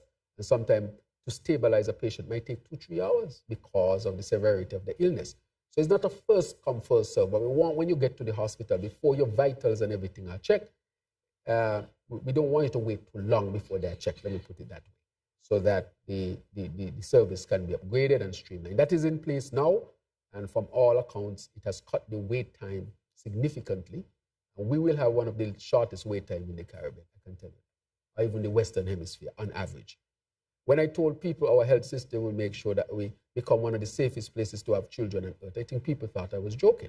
I thought it would have happened next year, but it happened last year. So it happened for me a year and a half ahead of time. And I'm thinking that what we are doing here, by next year, it can happen this year, but by next year, we should have the shortest wait time to see a doctor and enter in, a medical officer and enter in the emergency room. Can be the shortest time in the whole Western Hemisphere. Shorter than Canada, America, Mexico, come all the way down into the Caribbean. Already we are the first country with no deaths of children between 0 and 4, neither in Nevis nor in St. Kitts. These things sometimes sound far-fetched, but when the results come, you realize that we were real. Look at the water situation. Remember, you had a past minister who said he can put his head on a block that no water will be found in Keon. I don't know if he has put his head on a block, but I hope not. However, the people in Keon have water. So, as a politician, you should be mindful of what you say. And sometimes we have big goals. We achieve them, sometimes no, but we should always work to create the best scenario. If you, I want to ask another question. Yes. Prime Minister, yes. Are you, can you give us is it possible to get an update on the Joshua Obadiah Williams Primary School? Right. So it has gone out for retendering, get more people involved in the tendering process. So it has already been approved, I think. I think it should be completed very soon. That was the last update that I had, that it was in that stage of completing that procurement process. And then we're going to move forward with the Joshua Obadiah Primary School, which is higher on our priority list, of course. Madam Secretary, before you close me out, there's some matters I would like to go over. Yeah. Yes. Oh, okay. Thank you. Mr. Prime Minister, it's just two short questions, really. One relates to the port. Well, is the taxi service between St. Kitts and Nevis and St. Kitts. on the St. Kitts side of things, there is a lack of facilities, and people are beginning to be concerned that there's nothing happening. What's the plan for that particular area in terms of development? So those who are putting forward the plan to do the port and the airport, we want to include that as well. So we want to say to them that this must also be developed. And with respect to iConnect, where they have developed, they want to also put that type of service there as well. So that's from a private end. But from the government's end, I know for sure that the minister is looking at it in a serious way, and that too will be included in some way. We will have a facility somewhere, whether it's there or on the other end, private, public, however we set it up. But we want to get a facility that would be up to standard on our end, as it is at the Navy's end. Also, Navy's is making a lot of money from it. People come in and out of St. Kitts, not paid anything at all. But in Navy's, I think, is what, $5? Yes. Yeah, $5. So I think Navy's is benefiting, and why not? Okay? Last question, and it has to do with the COVID fallout, so to speak. Yes. You remember during the COVID-19 pandemic, there were companies that were basically terminating their employees because they had not taken the vaccine. Now it seems as if there are some people who are sort of suffering because they did not receive any separation monies, nothing at all. So they are asking, is government able to do anything about the situation? Because it's really a painful situation for some persons. Right, and I know that the Labor Department is looking at it. What had happened, because remember, even before the elections, I had started to speak about it. So we said those who were separated and had gone to file their cases at that period of time with the Labor Department or the St. Kitts Nevis Trades and Labor Union, who had taken a leadership role on this, that as soon one of the commitment was on taking office, we'll have those cases reviewed and see. I think we settled all of this. I don't know if there were cases. I'm almost certain that there were some cases to come after that. I think maybe because, again, people were waiting to see if this was a serious plan, if this was serious. And I think that when people saw that people were benefiting, that they then decide, okay, let's bring our cases forward. But those cases that got dealt with were because we dealt with the cases and we're clear that those who had brought their matter either to the Labor Department or to the St. Kitts Nevis Trades and Labor Union as their representative. We had to do it alone. The government had to do it as almost an honorarium because according to the law, they really are not our labor. And that is why we are looking at our labor laws. They have no commitment. The institutions really, legally, have no commitment, no obligation. But we said that it was unfair, and we did it almost as an honorarium to those who had lost their jobs, but they did not take the vaccine. So that is where that is. So I think the Labor Department is looking at those who come subsequently, who came after, but I think it was clear as to who would benefit initially. All right. Closing statement? Yes, thank you very much, Madam Press Secretary. There are some things that I want to address, especially in light of what was said in the last press conference. I cannot leave things just hanging. And let me make it clear that every time I travel, on a significant travel, I come back, I have a round table. So this talk about I'm coming after others is not so. This round table is scheduled specifically around that time to update the country as to why I travel. And so I'm here. But one of the things I wanted to address is the issue of salaries, because I heard salaries, of course, being mentioned, apart from not being truthful in one case, and apart from the fact that we are trying to get people here who give up a lot of their income, and what they work for here is significantly lower than they made before. We want to, because they have a spirit of contribution, we wanted to make that clear. But two things we must know. The consultant for the Bastia High School was making $650,000 per month.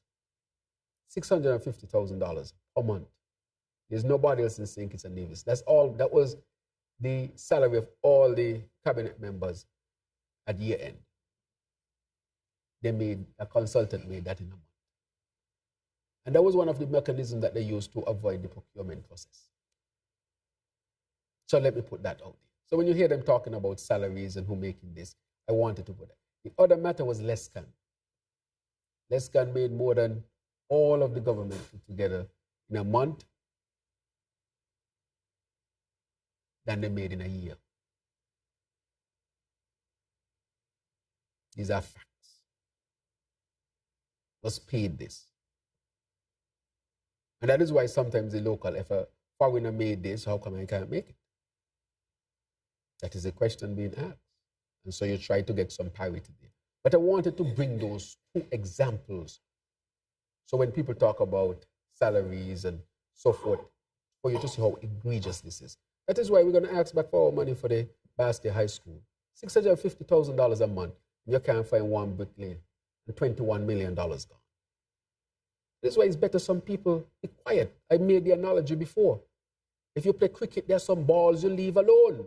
You say, boy, that's a good ball. Let me hold my bat here. You don't go fishing outside the off stump, you'll get caught.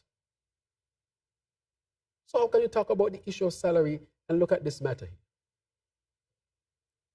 The other matter that I wanted to talk about was people talking about legacy loans, especially with the National Bank. Really? How can you talk about legacy loans when you owe Social Security from Development Bank that was under the former Prime Minister directly? You owe them $133 million. I have not borrowed $1 from Social Security for development. And you come to talk about legacy loans? You're responsible for this. Let's go to National Bank. I'm in office how long? A year and a half? Going on 2 years, less than 2 years. The former Prime Minister was a Minister of Finance, had been in government for a very long time, except maybe 2 years since in the 1990s. 2 or 3 years, 93 to 95, maybe 2. And then when he was kicked out in 2012 to 2015, 5 years from 95 to now. It's only 2 years he has not been there. And he was Ministry of Finance before and talking about legacy loans. Really? Calculate those years. More than 2 decades, Minister of Finance you were, and he was also the Prime Minister for 7 years and talking about legacy loans. All of this under him. Again, with the analogy, leave the ball alone. Say that's a good ball. Because if you go outside the off stump, you will be caught. These legacy loans are as a result of him. This is highly hypocritical for him to say. The other matter that he spoke about was pension. Again, why are you going to mention pension? You are a former Minister of Finance. Were in cabinet for a lot of years. Former Prime Minister. The GAE workers got no pension. The GAE workers' pension will start in July of 2024 under this administration. And you have the, as we say in St. Peter's, the gall to talk about pension. As a matter of fact, he hurt the GAE workers so badly because he took away their gratuity, cut it in.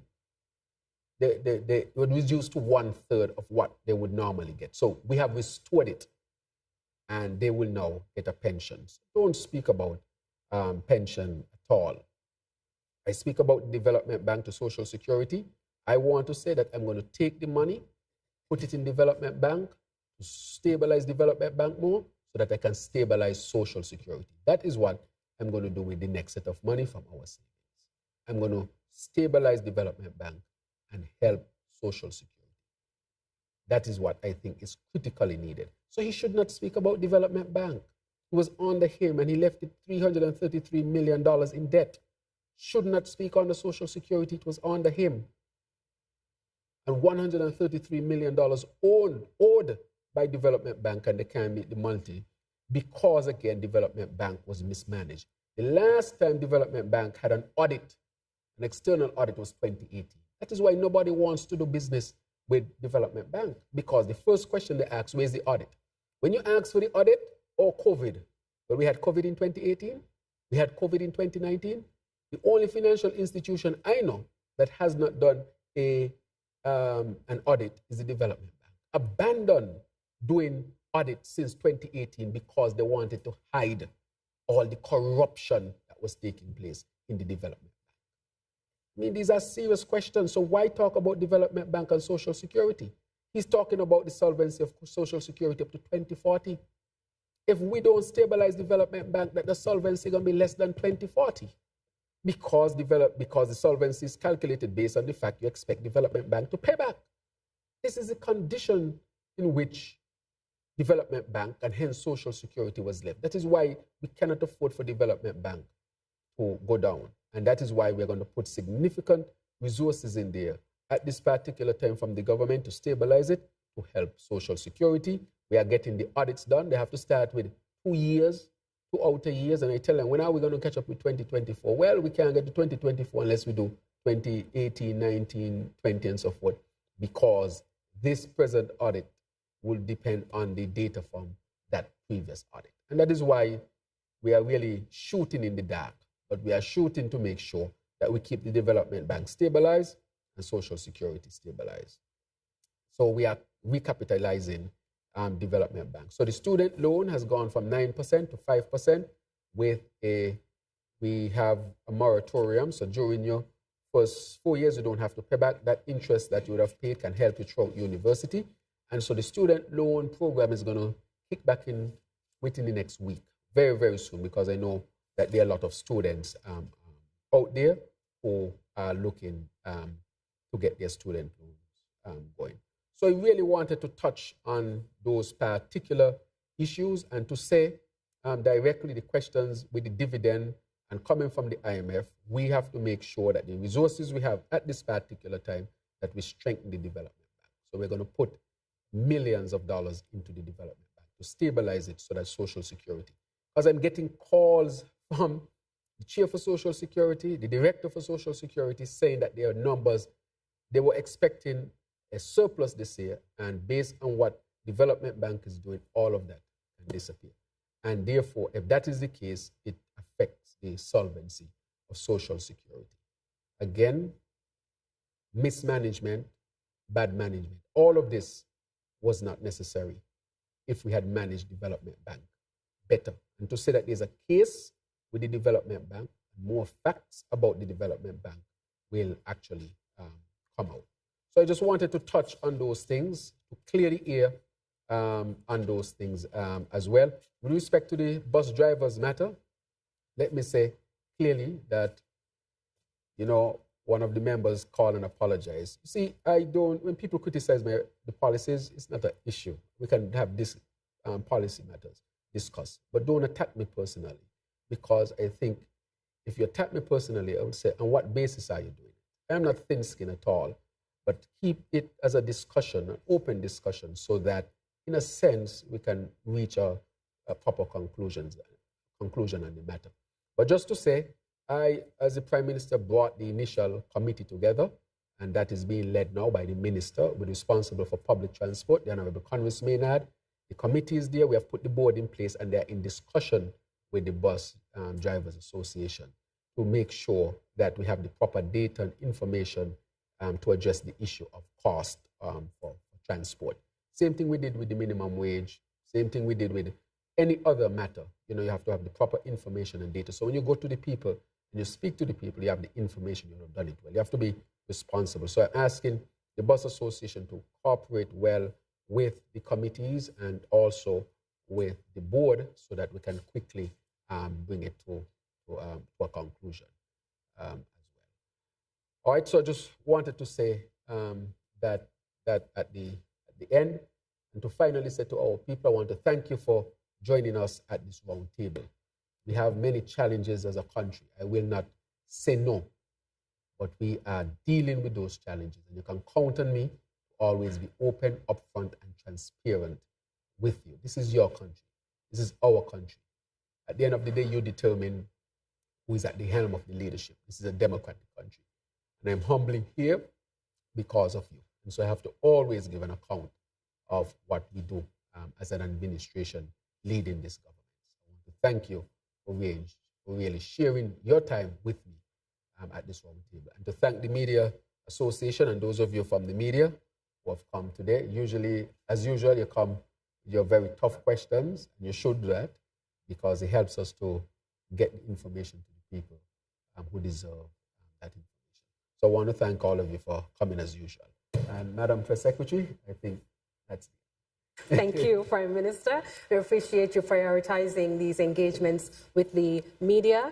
I would like to give special thanks to the broadcasting corporations who would have enabled us to bring it live to the public: ZIZ Broadcasting Corporation, Freedom FM, Vaughan Radio, Win FM, Sugar City FM, CBN Network, SKN Newsline, TVC Channel 40, and Tel TV in St. Martin. We are grateful for your assistance in ensuring that the government of St. Kitts and Nevis is able to reach all citizens and to keep them abreast of the happenings within the Federation. So thank you once again for tuning in. This was the Roundtable with the Prime Minister of St. Kitts and Nevis, Honorable Dr. Terrance Drew.